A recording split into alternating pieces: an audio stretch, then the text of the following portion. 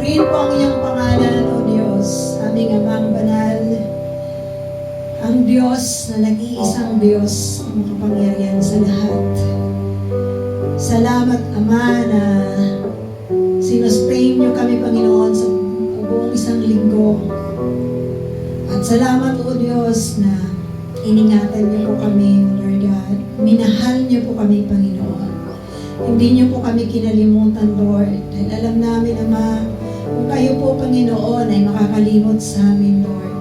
Wala nga po kaming magagawa, O Diyos. Kami po, Panginoon, ay tunay, Lord God, na worthless without you, Lord God. Kaya tunay nga, O Diyos, na kayo ang aming pinupuri, na minsan pa sa buong isang linggo, O Diyos, ay ito po ay natapos, O Lord God. Ano po yung aming mga pinagdaanan, O Diyos?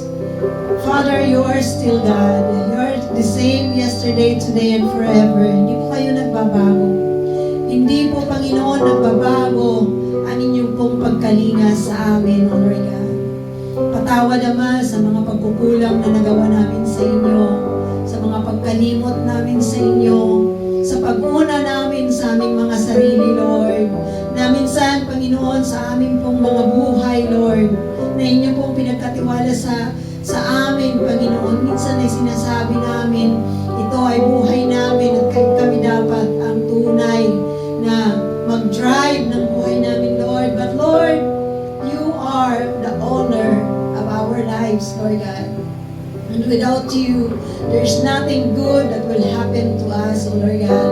Tuloy nga po, Ama, na kayo ang aming ipinunta sa lugar na ito upang ibalik po namin ang aming papuri, pagsamba, pasasalamat at pagdakila, O God, na tunay nga pong tapat kayo, O God.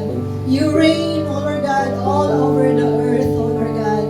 You are the maker of heaven and earth. You are the mighty God, almighty God. Ngunit, Lord, hindi niyo po nakakalimutan kagaya namin. Sabi pa nga po, Panginoon, sa libro ng mga awit, sino ba kami na inyong papahalagahan, O Lord God? Sino ba kami po upang tunay na kayo ang kumalinga sa amin, O Lord God? Ngunit, Lord, salamat dahil hindi niyo po kami pinababayaan, O Diyos. At tunay nga po kayo lamang ang aming itinataas, Lord.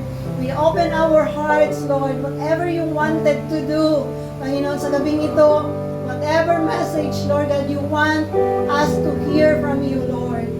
Let it freely move, Panginoon, sa aming kalagitnaan at tunay na kayo, Panginoon, ay madakila, O Lord God. Maraming salamat, Ama. Pinupuri ka namin, itinataas namin ang inyong pangalan dahil tunay na kayo lamang ang karapat-dapat, Panginoon, sa kaitaas-taasan. Wala na pong iba, O Diyos. Sa inyo po lahat ang pagsamba at pagluwalhati sa pangalan ng Panginoong Jesus. Amen. Amen.